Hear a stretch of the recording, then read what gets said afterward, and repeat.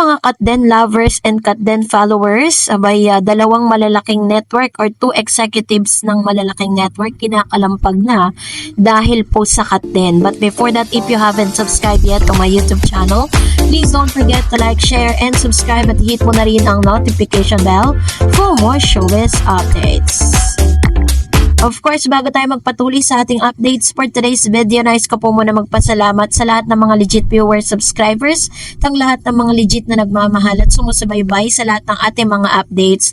Maraming salamat po sa inyong panonood. At ngayong araw ay pangalawang araw po, no? Baga parang ito po yung kanilang mga photos at mga behind the scene kung saan ay nandoon po sila sa Dubai. So, by tomorrow, Monday is lalapag na po silang muli dito sa Pilipinas, papabalik. So medyo malungkot man sa part ng ilang mga Katden fans kasi nga parang this is gonna be the last time na sila magkakasama abroad. Pero alam nyo po ba na aside from those things ay may mga positive news po na naglabasan kung saan ang Hello Love Again breaks records in Middle East, earns 1.4 million in just 1 week. So, ganito katindi yung inilabas na mga numbers, no, figures, kung saan ang Hello Love Again is just continuously breaking records. According to Nelson Canlas report on 24 Oras Weekend, Saturday, the Alden Richards and Catherine Bernardo starrer earned $1.4 million in just 1 week of theatrical run in the United Arab Emirates, Qatar Kingdom of Saudi Arabia, and Oman. It also broke records with the highest opening day, biggest single day gross, and highest opening weekend gross for a Filipino film in UAE, KSA, and Qatar. Hello Love Again is officially the first Filipino film to surpass 1 billion in gross sales at the box office. It is also the highest grossing Filipino film of all time. Hello Love Again premiered in cinemas on November 13 and now showing in 1,100 cinemas worldwide. So ganito katindi yung mga naglalabas ang news about Catherine Bernardo and Alden Richards, kung saan talaga naman pinabilib po nila ang buong mundo sa napakagandang kanila pong naging resulta ng movie na ito. Syempre, in collaboration po ng ABS-CBN at ng GMA Network, 'di ba? So, talagang pag nagsama yung or nag-collab itong dalawang ito, grabe po, 'di ba? So, kasabay nito ay nakatanggap din po ng award itong si Miss Catherine at si Alden Richards, no? Number 1 Filipino film in Australia. Highest grossing Filipino film in Australia. Biruin po ninyo, may mga kasabayan sila mga international movie, pero sila po yung nag-number 1, no, sa highest Filipino film sa Australia. And of course, from the other part of the country, makikita natin na talagang very historical, ano, talagang masasabi mong parang isang napakalaking blessing para kay Miss Catherine Bernardo and Alden Richards, maging sa team po ng HLA at maging sa mga executives at dalawang naglalakihang network. Kaya naman, binigyan din po sila ng award na Hall of Famer, no, dito sa Dubai. Yan po yung pinaka-trophy nila. At inabot po sa kanila yan and inaward po sa kanila doon po sa The Filipino Channel. And they are really blessed na talagang hindi nila ine-expect ang lahat ng ito. Congratulations, Catherine Alden, Hall of Fame, the first Filipino artist in real cinemas. Catherine Bernardo, Alden Richards, Hello Love Again, Hashtag Katden, hashtag Team Kasoy, o Catherine and Tisoy. Wow, ang ganding naman. And kaya naman po dahil sa napakagagandang mga news at talagang breakthrough talaga na masasabi, ito po mga nangyari po kay Miss Catherine at Alden Richards, kinakalampag ngayon ng ilang mga netizen ang dalawang malalaking network kasi wala pa po silang inilalabas na kung ano man yung susunod na proyekto. Tapos ipinapartner na kay Joshua. Diba parang nagbibigay na ng motibo si Joshua na gusto niya, siya na yung susunod na makapartner ni Miss Catherine Bernardo at marami pang iba na lumaline up. Pero sana nga pagbigyan muli, no, dahil may mga parang suggestion ng ilan sa mga netizen na gusto sana ng mga Katden natin na magkaroon sila ng teleserye together since magka-collab naman ng ABS-CBN at ang GMA Network.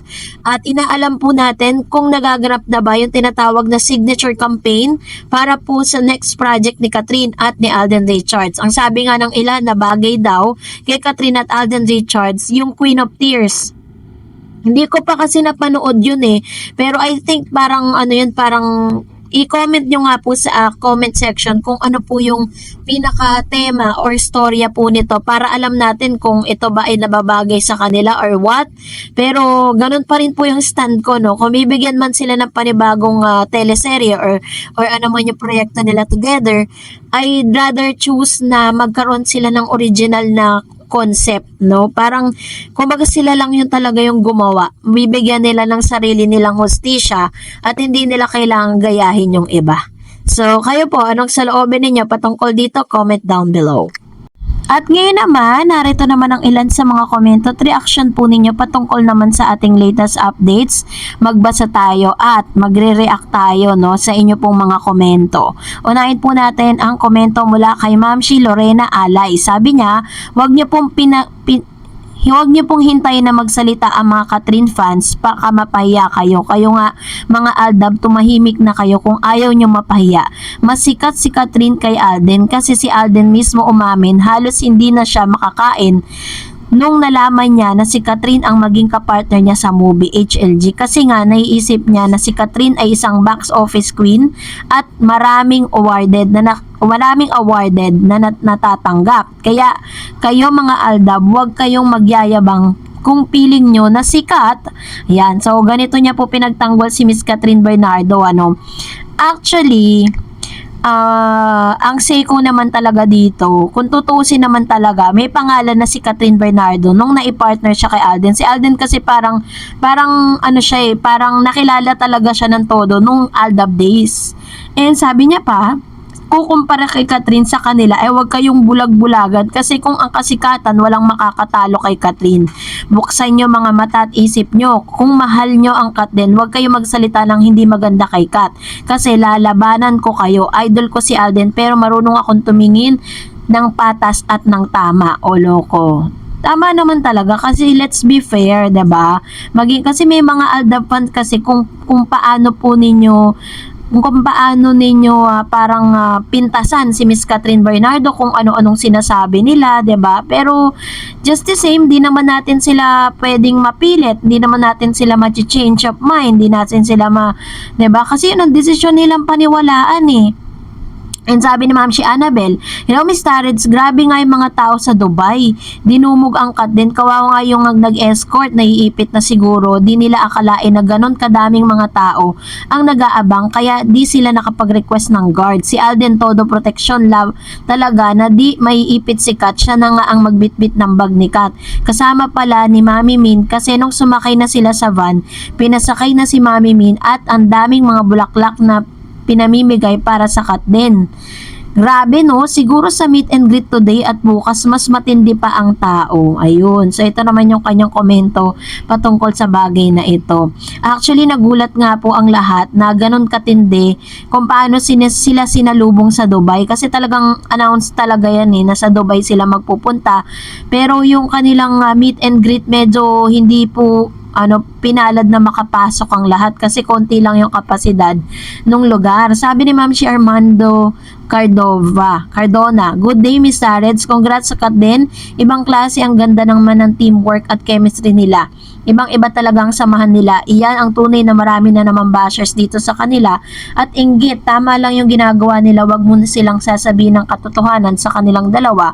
Panabikin muna nila ang mga viewers nila. Darating din ang oras na sasabihin din nila ang totoo, ang katotohanan sa kanilang dalawa. Good luck na lang sa Kat din and good luck din sa iyo Miss Dareds and God bless. Thank you po Mr. Armando Cardona. And of course, sabi ni Miss Daisy Empleo, good evening Miss Dors at sa mga viewers mo Miss Dors. Yang yes business class ay single seats lang. Alangan sa kanlungan ni Alden umuupo si Kat. Kayo talaga mga bashers. Alam mo Miss Dors, meron din Ka-Dreamers Dubai chapter. Nakita ko sila sa video Ka-Dreamers at ay Katniel fans yun. At todo support sila kay Kat at Alden. Nasa BS sila. Yes, mahal business class. Mahal na mahal nila si Kat. Happy here. By the way, miss, sorry sa comment ko before anything else, yun not rice, dami ko typo error. Thank you sa pagbasa ng comment ko. Yan, thank you ma'am si Daisy Empleo sa inyo pong komento. And salamat po sa palagian ninyong panonood, ano. Napaka napaka galing naman kasi dati silang Katniel fans pero still sinusuportahan pa rin nila ang Katden, yun talagang totoong fan. And sabi ni Miss Ragde, sa nakikita sa kanila for sure meron ng nabuong special closeness kina Alden at Kat during pagstay and shooting nila sa Canada. Action speaks louder than words. Sa nakikita sa kanila sa ngayon, normal yung maging sweet sila sa pagpopromote ng movie nila before mag-show. But now, kumbaga kahit hindi magpakita ng sweetness sila dahil sa lakas ng HLA, ay kikita pa rin. But still, nandun pa rin yung sweetness and clingy nila to each other. Yes, mga actors sila, but tao rin yan. Pwede na fall sila after gawin yung intimate scene nila and everyday silang magkasama sa Canada. Malamig at walang masama dahil both single naman sila. Very true. 'Di ba? Alam nyo, parang mas lalong lumalim kasi 'di ba meron pong isang interview si Miss Catherine na parang tinanong niya si Alden na sabihin mo sa akin yung mga bagay na hindi ko pa alam para parang doon po talaga mas lumalim yung level of comfortability nilang dalawa. Parang nagsabi na sila sa mga secrets po nila, diba? So, sabi ni Miss Janelle Travel, yes, Miss Tarets, I believe they are in a relationship already. I'm so happy and love them both. Thank you to Miss Tarets for sharing good news all the time. God bless you always. Thank you, Ma'am, si Janelle Travel. And sabi ni Miss Elenita, thank you po sa Katden updates. Nakakatuwa yung nagpapatibay nangangapit bahay si Catherine, ayun. So, oo nga po, nakita nyo po yung nila, yung video nila, diba? Parang si Catherine Bernardo yung humarap kay Alden. Sabi ni Miss Peleo Nen, hi Dareds from Winterfeg. Tama nga ang mga observation na nakararami, sila na nga. Malay natin, this December may big plans ang Team Bernardo and Paul Kerson. Yun nga po talaga yung ine-expect ko rin na something good or something good news is coming, no? So, na ito po yung ating pong ine-expect na sana magkaroon nga ng get-together ang Bernardo fam at ang Paul Kerson fam. Since talaga namang naging close naman na talaga sila, at the same time, sana po magkaroon na ng tinatawag na meeting the parents si Catherine. Kasi si Alden, na-meet niya na yung parents ni Catherine, diba? Sabi ni Miss Ruth Tanyag, hello Miss Star Eds, talagang nataon pa na 1 year anniversary ng Katniel ngayong November 30 ang alis ng Katden papuntang Dubai. True. Sabi ni Ma'am si Sinaida, Ma'am Darets, congrats sa Katden. Sana forever na sila. Salamat sa iyo, Ma'am Dar, sa update po. Ayan. So, nung November 30, ay talagang ang dami pong mga parang nag-post patungkol doon, inalala nila yung 1 year na paghihiwalay nga. Pero di ba katulad ng sinabi ko sa inyo, hindi lang naman talaga isang taon na hiwalay sila. Struggling na sila for that year. 2023 pa lang. Sabi ni Miss Bergie, hi Ma'am Dars, blessed day to you and to all Katden fans, supporters, followers. Thanks again for your Katden updates. Grabe, tears of joy ako dahil sa pagmamahal ng kababayan natin, si Miss Catherine and Alden. Grabe, naway kahit natapos ng promotion nila, naway hindi mawawala pa rin ang ayuda nila. At alam natin, si Tisoy lagi ang dadalawin siya. Si Summer, yung presko nila kagabi, tinanong siya ng English, ang tagal pa niya sumagot. At Tagalog ang sagot niya. At ang layo-layo ng sagot niya sa question. Actually, napanood ko nga po yun eh. At meron po akong isang part doon na parang di ko nagustuhan yung sagot niya. Nagyabang na naman siya. At sabi niya pa, anyway, masaya ako tayong lahat ng Katden fans. Dahil sila na kahit hindi sila sinasabi na sila na, ay nako, magagandang ang kanilang anak kasi Morena Tisoy ang lahi nila. Love so much, Katden. Ayan. Thank you, Ma'am Chi. Sabi ni Miss Coca Channel, hello Dar Eds, how are you? Alden wasn't feeling malambot, purely in love and pure respect with Catherine. Katden's post seems to hint a romantic relationship. The couple ring and affectionate gesture in a train suggests a strong bond between them. The Katden couple appears to be a popular or well-known couple, possibly in celebrity in public. Ayan. So, kahit naman talaga sino, diba, mapapansin talaga natin yun. Whatever plans you have for the future, always put God at the center of your relationship. Everything good will follow. Yes naman tayo dyan. Congratulations on the success of HLA. God bless you all. Bye, Dar Eds. Ayan. Thank you, Ma'am Shikoka Channel. Salamat po sa pagsuporta ninyo sa ating mga YouTube channel and of course, sa ating pong Facebook page. And Sir Renato said, "Hi Miss Tarets, good day. Hindi ko nagustuhan yung mga pagdumog ng audience. Bakit walang organizer? Nag-ayos, walang marshal, delikado, magka-stamp. Oo nga naman, stampede, maipit pa ang cut din." Very true, no? Hindi nila na anticipate. Sabi ni Mr. Bon Francis, imposibleng hindi ma-in love si Kat kay Alden. Palagi magkasama. They are both good catch. At bagay na bagay. Oo nga naman. So, that's it for today. For more videos and updates, please don't forget to like and subscribe. And please don't forget to follow my Facebook page, Dar Eds TV. God bless everyone!